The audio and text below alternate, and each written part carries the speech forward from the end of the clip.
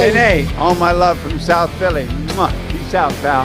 Vinny from South Philly. You're watching Vinny from South Philly. All right, welcome everyone to another episode of Vinny Presents. Today we have via Los Angeles, but originally from Australia, our friend. He is an actor, director. He's also won multiple awards, including the 2022 Cannes Film Awards for Best Director in his work of Malibu Crush. He's got great talent. He's got a great story. I can't wait for you to meet him. Here he is, live, well, semi-live anyway, from Los Angeles, James Pratt. Welcome to the show, James. How are you doing? Vinny, I'm doing great, man. And again, thanks so much for having a chat with me.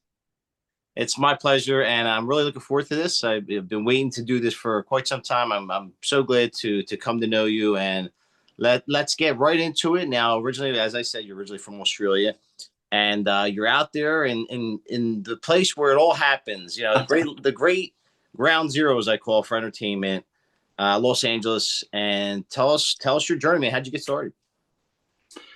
I think the typical kind of Australian upbringing, surfing, sport, there's no huge sort of film scene there.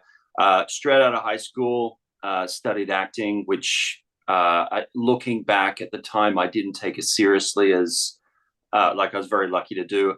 But where it sort of really, I think it sort of took off is I made a $200 short film in the Outback. And that kind of put me in a better position to then, I sort of got to deal with NBC, and then, James, let me interrupt you, which I hate to do, but I have to interrupt you because, I mean, people that are watching this, they're gonna have to. Did we just really hear what you just said? You made a $200 short in the Outback, and you got noticed by NBC Universal. Man, that is a dream come true. Now, walk us through that one. There's a little bit of a cheat code there because I'll quickly sort of sum up the story. But I was living in the Outback. This is after acting school, and I was going back to the city, and I thought, look, I'm going to make a film. There's literally nothing but thousands and thousands of acres of wheat fields. Very, very cinematic. It had a very much like a Dances with Wolves sort of sunset vibe, and very beautiful, but very, very isolating.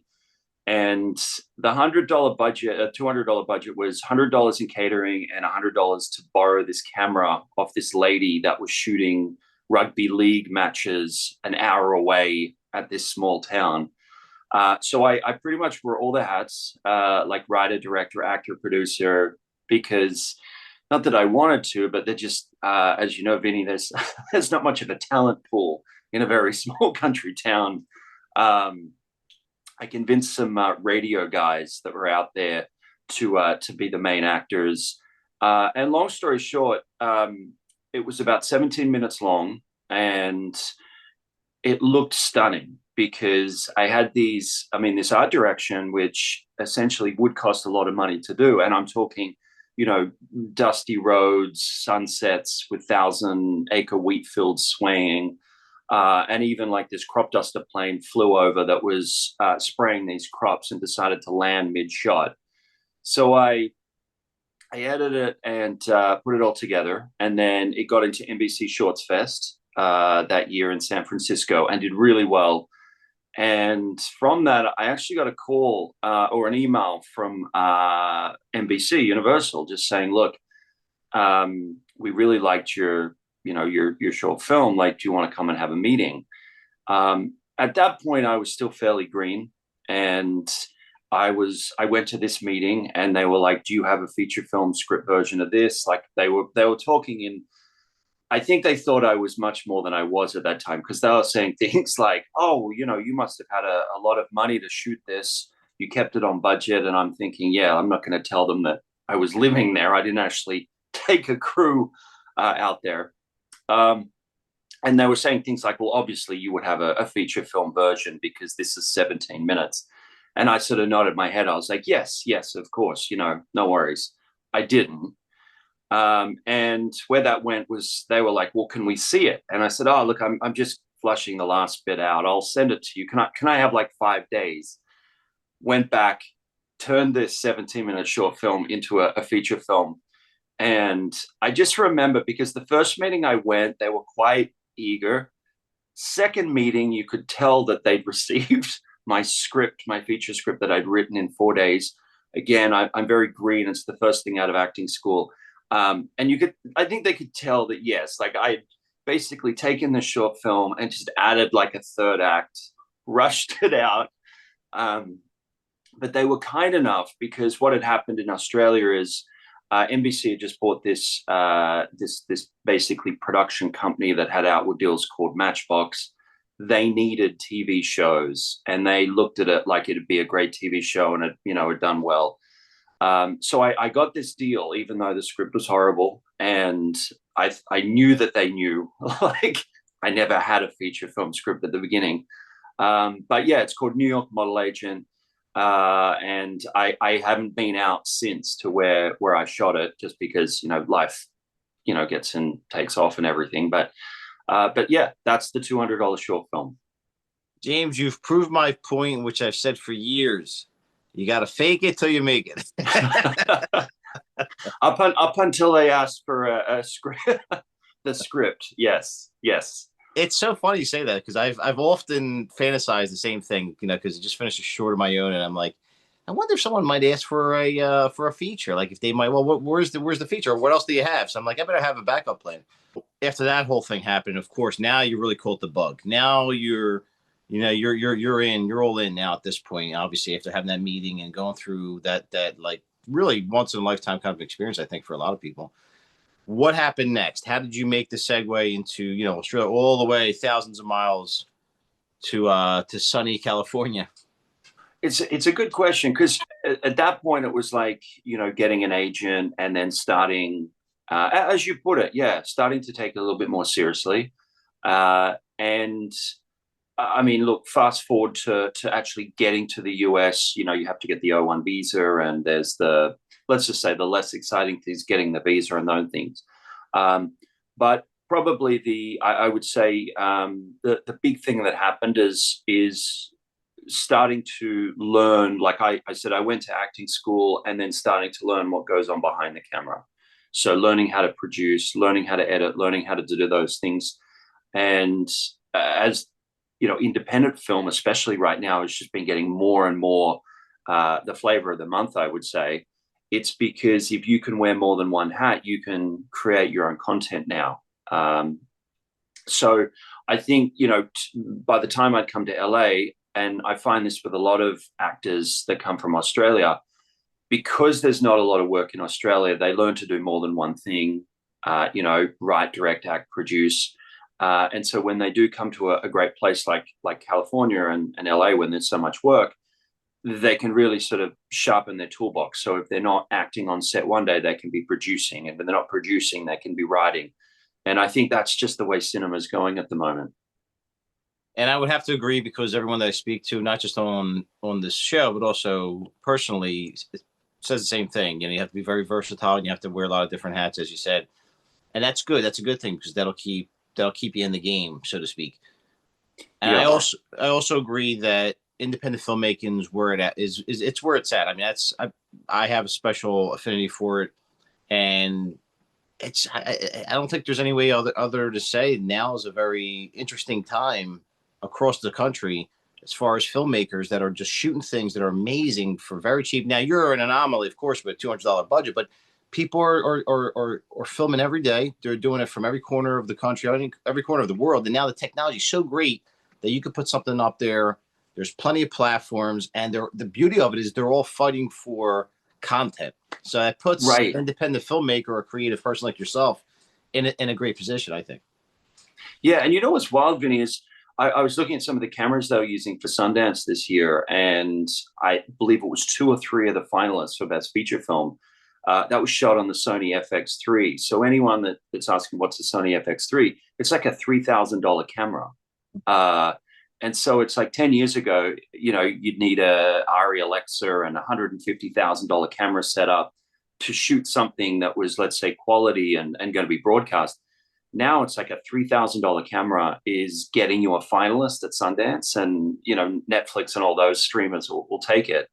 So if you can operate the camera, if you can learn how to edit, you're almost there. Like literally, you're so much closer now. As you said, And also too, for anybody's out there that's kind of tinkering around with the idea of making their own film, short film or feature, I found just online, the online community is amazing that you'll find people wherever you are, and you join a local group and you go ahead and you'll meet other people that may do it for free, or maybe they, for a very nominal amount of money, they'll jump on board just because people are passionate about what they're doing, whether it's the lighting, whether it's the audio, whether it's the score. Everybody that I've met and that I've had the pleasure of dealing with my projects, they've all done it out of passion, and it's a beautiful thing. And if you put a crew together, man, you're off to the races.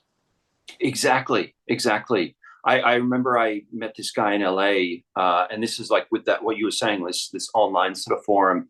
I think I met him on a production hub website looking for a cinematographer just outside of film school, LA Film School. His name was Diego, and oh man, he could light a scene for like a couple $100 that would be like what you'd see on, like, I'm sort of exaggerating, but like a James Bond or a Marvel film. Like, his skill set was incredible.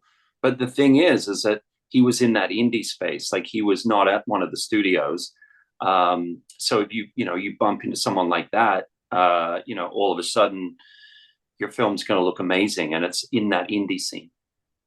Now, James, you're there. You're right at the heart of where it all happens. Well, and not take away from other cities and states, because there's plenty of things going on all over, thanks of course to tax credits and different and just different reasons that people are shooting all over the place. But particularly, there's always a nostalgia for Hollywood. It's you can never take that away, the history that's there. But what are you feeling? You're there. What's your general impression? Is the gate collapsing? Are the castles collapsing? Is it now time for the indie filmmakers to rise up, and the whole studio system? What is your impression now if you're a beginner filmmaker? I would say, from my personal experience, it's still very different to what it was before COVID. Like, pre-COVID, it was a lot more vibrant, a lot more things happening. And then what I sort of felt happened is you had COVID, which really kind of put the brakes on. Then you had the writers' strike. And obviously, when everything sort of crunches down, it's like people look to save money even more, which is, I think, again, why people went to Atlanta and New Mexico to shoot, because of the tax credits. And then the fires to start this year. So there has been the hurdles. It definitely has not been ideal. I think, depending who you talk to. I mean, there's a very well-known actor that called me earlier this year, and he basically called me to say the phone hasn't rung in the last 12 months, and his agent can't buy him something. And 3 years ago, it was like he was getting 5 offers a month, and it was like, that's one sort of case. And then the other case is, I think if you're able, like I said, if you're able to do your own work and you're not waiting on an agent or a studio so much, but it's better than it has been. It's better than, say, 23, beginning of 24. But you're right, Vinny. It is a little bit different right here in LA. I mean, the cost of shooting here, pulling a permit, is so much more expensive than any other state. The cost of living in LA, again, it gets to people, especially if it's an indie film and it's not a studio film, and let's say it's $1 million budget. Like, $1 million in Oklahoma goes a lot longer than it does, in Santa Monica Beach. So I think it's got a long way to go. And it'll be interesting to see what happens with, whether there's any more sort of tax incentives come in, but to sort of answer your question, yeah, it is very different at the moment. It needs a bit more of an injection. Absolutely. And even for myself here and, across the country, and I think everybody's pretty much in agreement with it. We're all rooting for California. We're all rooting for Hollywood. As much as we enjoy shooting in places like New York, Philadelphia, Atlanta, Georgia, there's plenty of places that people are getting great tax credits, Jersey, the whole thing. They're building studios all over the place. However, LA is still LA, Hollywood's still Hollywood, just like America is still America. So I really hope, and I appeal to the leaders out there on a state and local level, hopefully they can re-energize that industry by doing everything, pulling out every stop to make it prominent again. That's what I would love to see. Now, going back to you though, James, what's going on now? Walk us through anything that you're going through now. Tell us about any projects and what have you been up to lately? So just again, take this with a grain of salt, because I know I've said how bad LA is, but I've had a decent 12 months. So I was going to say I'm giving a general view, but tonight actually in Toronto, there's an advanced screening of a film that I helped produce. It's called Wingman. Harlan Williams, if anyone remembers Dumb and Dumber, Sorority Boys. Very, very funny guy. He directs it. He also stars in it with Kayla Wallace, who's on Paramount Plus's Landman. There's a bunch of great actors on there. Jamie Kennedy, produced by Justin Levine. That's got its advanced screening tonight. That's a very funny movie called Wingman, buddy comedy. Just finished a few other films before that. Just wrapped a film called Waxman with Frank Stallone, John Abrams, which is more a horror film. I'll send you through some as soon as I get a trailer out on that. And then I've got two films that actually start next week at Cannes Film Festival. One's called Vanished, which I shot at the very beginning of the year, which is an action, kind of like Taken, Liam Neeson style. And another film called Texas Nightmare, which is sort of a David Lynch style horror film. So they'll both be playing at Cannes. And then there's a rom-com that I did at the very start of the year, which was really fun. I say it was fun because my character owned a 90-foot boat in Newport Harbor. So getting to shoot on a 90-foot yacht kind of is fun, even on the worst of days. So that was a fun character to play. So there's about 4 or 5 feature films that are either just about to come out or they're debuting at the festival circuit. So there's a bit going on, yeah. Well, that's impressive. Now, and you're covering a lot of different genres. I noticed too. You're not sticking to you're not a one-trick pony, as they say. Yeah, there's a bit of extreme, because one goes from you could say a rom-com in Newport Harbor down at Newport Beach to then trying to escape for your life in Texas Nightmare from a creepy cabin in the woods. So there's a bit of difference there. Like, for those of you who are watching, we'll make sure we'll put links in the description box. So make sure you check that out. Make sure, obviously, we're going to have links also to James's information as far as your IMDb, your social media, the whole kit and caboodle. As I always say, and I always mention in every episode, is please, our guests, we appreciate them being here. Let's show our support, especially with guys like James, to make sure we're following them on all their social media. We're watching all their movies. We're commenting. We're leaving reviews, because reviews are big. When we're watching them, it's important to leave that review, because it only helps the filmmaker as well. What are you looking to do? Is there anything you want to challenge yourself with? I mean, you had one amazing ride so far. What's in the future for you? What are you thinking about? What would you like to do? It's a really good question, because I think one of my passions is, and you touched on it briefly just with in the intro at the Cannes Film Awards, the film that I won Best Director. That was a passion project. That was a feature film that by default I went in and made. It wasn't something I'd started out doing, but it's kind of like that thing where making a movie breaks your heart, but at the end of it, it also is like a gym workout. Like, you come out a lot stronger, and it's something you can take with you. And so passion for me is I've written this movie that takes place in the outskirts of Vegas. It's I would say a drama comedy, depending how the edit comes in. It could be slated more as just a drama. Very emotive. It's almost like I guess you could say, a redemption story, Californication style writing. Very flawed character set against the backdrop of the lights of Vegas. So that's a passion project that I'm really passionate about, just going and shooting.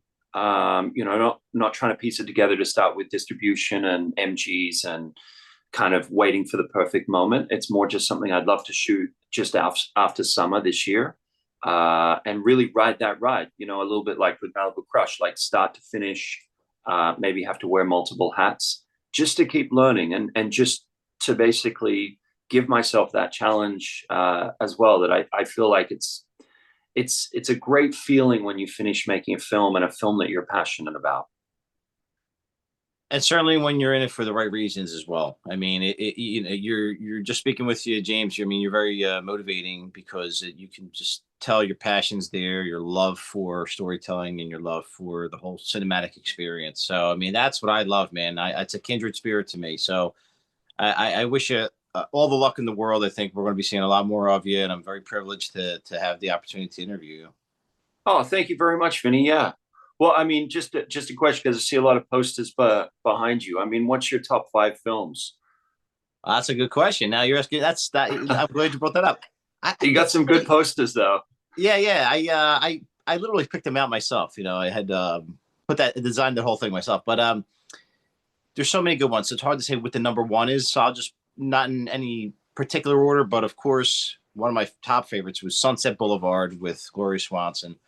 I just loved it. I just loved Billy Wilder's writing. I'm a big fan of the Golden Age, even though that's more like the Silver Age in 1950. But so, you know, Sunset Boulevard, obviously. Of course, Godfather, Rocky, those type of things are just classics. Casablanca, probably one of the best written films ever, in my opinion. Right. And then I probably should mention something like maybe in the last 10 or 20 years. But of course, I'm a big fan of Tarantino. I think Pulp Fiction really broke the ceiling with a lot of sort of storytelling. There's so many more. But if you're asking for 5, those are probably 5 of my personal favorites. And that's why I also have a lot of love for Hollywood, because being there and having lived there myself, and unfortunately not really going to a lot of places I should have when I was there, it's just got a spirit and a vibrancy and a soul, like a living soul that's out there. And you're so fortunate to be there that I think we just want to, we all of us that are filmmakers that are in the business that want to see, we're rooting for Hollywood, and we're rooting for guys like you that are making it happen. And you're showing us that there is still a lot that can be accomplished while you're out there. Right. Yeah. No, they're all awesome titles. Because I think the thing that I love about the process is, I mean, coming from Australia is good and bad. I mean, you have to work your tail off just to get the visa to come and live in the US. And then, but the idea is you're the other side of the world. And believe me, it's like people need that escape, whether it's they're living in remote parts of, a farm, whether they're in hospital, whether they're, people that are basically hating everything that's going on in their life. And they just want that 1.5 hours, whether it be a 1-hour TV show or whether it be a movie, they want that escape. And it's, you mentioned those titles, and it's like they're titles where, yeah, like if you watch that film, you come out the other side, like with either an opinion or either just wanting to go back in. And I think that's sometimes what I really love about, if you can understand that when you're in Hollywood with all the other noise that's there, red carpets and competition, and now you've got influencers, and now you've also got, everything under the sun there. But at the end of the day, like, that's what you're doing there. You're doing it to give that escape to people that tell that story. And I think that, every so often, like you've mentioned, when these films come out, or the, new films that come out now, it's unbelievably motivating, because it's hit you where it's supposed to. Right. And what you're doing is, you're bringing people to a different place. And a lot of people, unfortunately, and we will go through ups and downs in our lives, they're not in a really good place. And whether they're sick and laying in a hospital, or they're in a remote part of middle America and they just, can't really get out of their situation, you just temporarily get them out of there. And I think great movies make you better, even in even a subconscious way you may not even realize, but it makes you a better person without maybe most people realizing it. Yeah. And then you learn stuff from the bad movies as well. Yeah, well, such as, not to shoot there, or, Yeah. And we always learn when we make a movie, and I'm sure you'll agree, every production you learn something new. Oh yeah. Yeah. Well, I was in Hong Kong in 2023, towards the back end. There was the writer's strike, and I was just amazed as well, because that's a different sort of film scene. They do a lot of action movies, think Jackie Chan, Police Story and that style.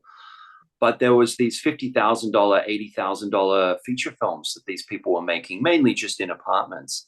But it was unbelievable what they were doing, because they don't have, Hong Kong is very compacted together. So they don't have like the luxury of LA, where you could have, say, suburban or hiking trails or Santa Monica Beach. But they really took advantage of that high rise look, and then shooting down onto the street, shooting down with lenses so you could zoom in, or shooting down to present the size of the weight on these people's shoulders, metaphorically speaking, in the script. And I was just blown away, because it's like, wherever you are, whatever you have available to you, you can make a story. It's not like, oh, well, I have to wait till I come to LA before I'll be able to tell my story. It's like, no, if I'm in Oklahoma, you've got probably terrific, flat land that you could turn into mirages. And you understand what I'm saying, but yeah. That's just like regional cuisine. I mean, it's the same thing. You take whatever great things you have available to you locally, and you make art and art out of it. And in our case with cinema, or great food as far as cuisine. Exactly. Yeah, exactly right. I'm not sure how much time we have left, but I will touch on just quickly. I was at the Beverly Hills Film Festival last month, and 25th anniversary. And I got a chance to see I actually had a film there if anyone wants to check it out. It's called Longevity Hackers. Ed Norton narrates it. Didn't win, which is fine. But it was 20th anniversary, and the speeches in the awards night were unbelievably motivating. And I'll never forget, one guy told the story, best screenplay. He got up there and he said, basically, 2019, I was an undercover cop in Oakland, and I shot my undercover partner and killed them. And of course, the room goes silent, because this is like, this is not the Oscars. I'm thanking people. This guy's opening up his soul. And he tells the story how he just couldn't get over the PTSD. And the only way to do it was to write a script. And the script's done well. It's obviously won at the Beverly Hills Film Festival. But he said the greatest thing is the script helped me with my PTSD, and then the validation that I was doing something, like I was telling a story that people wanted to see, was winning tonight. And I kind of thought that for all the noise that's going on in Hollywood at the moment, all the, let's just say the struggles that have happened over the last couple of years, that was a really pure thing to get up there and say. And of course the pin dropped, and like, that was such a good speech. I felt sorry for the person that had to go after him, but yeah, it was a very nice moment. And it just is another example of the catharsis that happens when you're in this creative sort of medium, Exactly. And look, I think we would both agree with this. I love to write, and for me, one element of it's almost like therapy, but these things, they're just beautiful. You're extracting parts of yourself that's just not really easy to do until you start spilling your guts on a paper or a final draft. Yeah, it's vulnerable. You really have to kind of turn over on that page, don't you? Just like your inner thoughts. And so, yeah, but you feel better after. It feels great. Yeah, absolutely. Well, James, listen, it's been a pleasure. I could talk to you all day, but I don't want to do that to you. You got better things to do. But it's been a great pleasure. Anybody's watching this, a reminder, please make sure that we're following James Pratt right here. Follow his movies, put reviews up for all his work. Make sure they're all great, positive reviews, which I'm sure I don't have to encourage you to do, because I'm sure all your work is fantastic. And you got a great story, man. I'm looking forward to hopefully bring you back with your next project whenever you want. You're always invited to come on back to the show. And then if you'd like to subscribe to me, please click the link, press the bell, do all the bells and whistles you want to do. It's a great joy to have great filmmakers like yourself, James. It's been an honor to speak with you and hear about your life. Hey, Vinny, thanks so much for having me. And yeah, I really enjoyed the chat. All right, guys, we'll see you next time. Thanks again, James.